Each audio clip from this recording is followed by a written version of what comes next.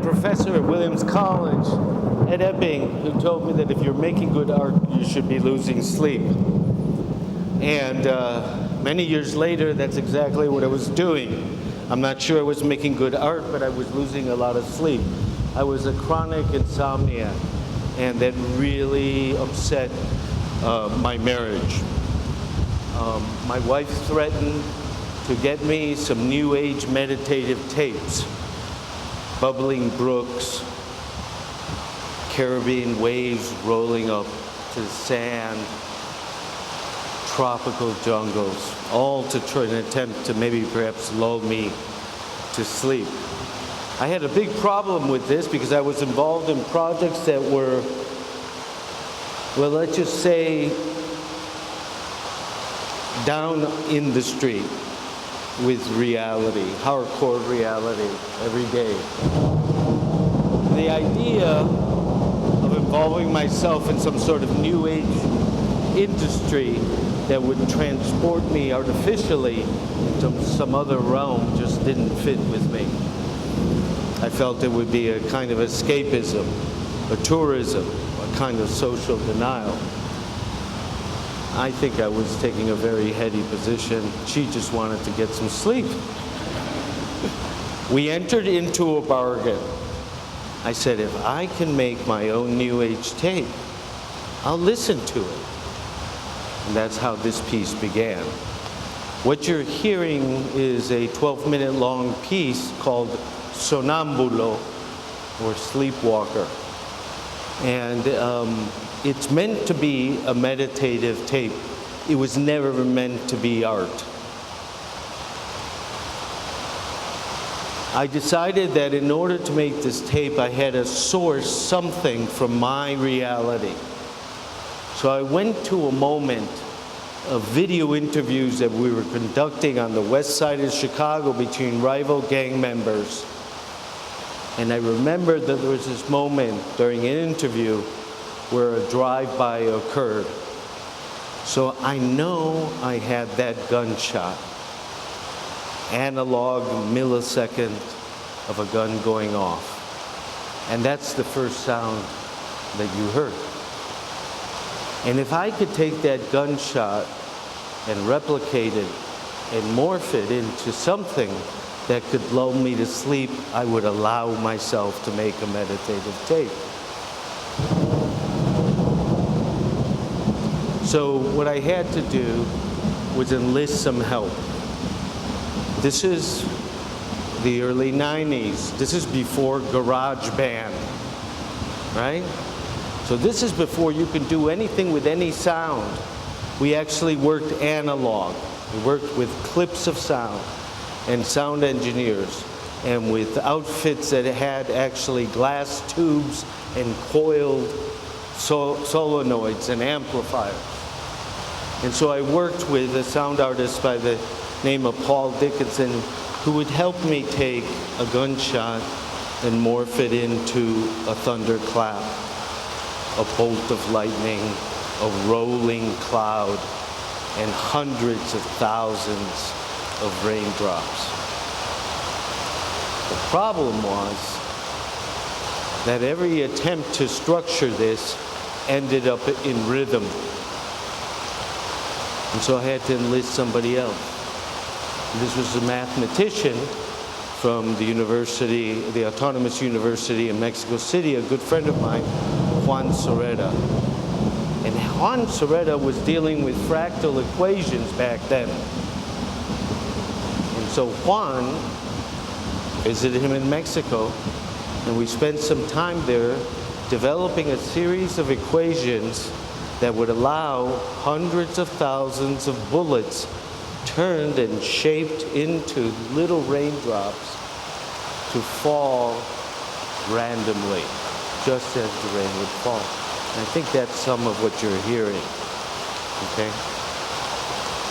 The video that you're seeing is me yesterday in Chicago saying, oh my God, I can't present this audio to an audience and just have them listen to it.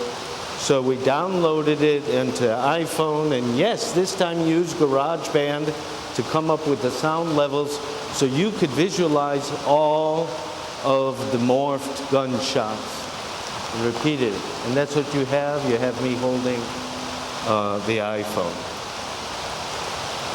So there's a narrative to this piece. It's an 11-minute thunderstorm that erupts and takes about 11 minutes or 12 minutes to go away. Theory is I would fall asleep. Okay? I was thinking about language and about the beginnings of language. It's something I started to think about at Williams College when I took linguistics. I actually double majored, just like Michael Govern.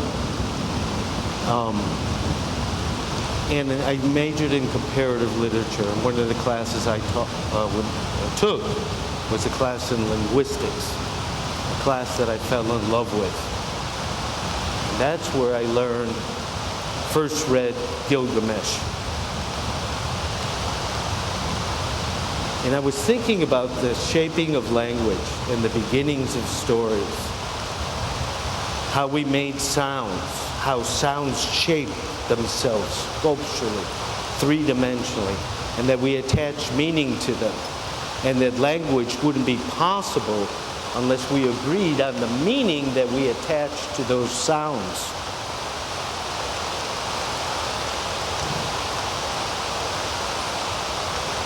So in the very beginning, I almost looked at linguistics as sculpture, one that created images. And then I thought, well, language and stories, the whole history of the narrative in the arts is epic. So I went back to Gilgamesh. And I've gone back to Gilgamesh many times in my career. I read every translation that comes out. And I follow that by reading every other epic. So Gilgamesh, Homer, Dante, Beowulf. I'm basically taking a course at Williams College all over again and repeatedly. So this oral language, Gilgamesh, came about as a poem that was transferred memory from one person to another. And those persons were vessels that would hold this information, thousands of lines. And it was possible because it was a poem, and it had structure, and it had repetition, and it also had a story, and a plot, and character. But that was the transfer, the oral memory that would be transferred. It also involved something very important, just like Ulysses and Iliad, those epics most likely involved, which is that the poems were music. And sometimes they actually involved music. So cadence was important, and structure was important. And these were important not just to drive the story, but to keep the story in line and to allow for the teller of the story, right, to remember the story and repeat it faithfully. Okay?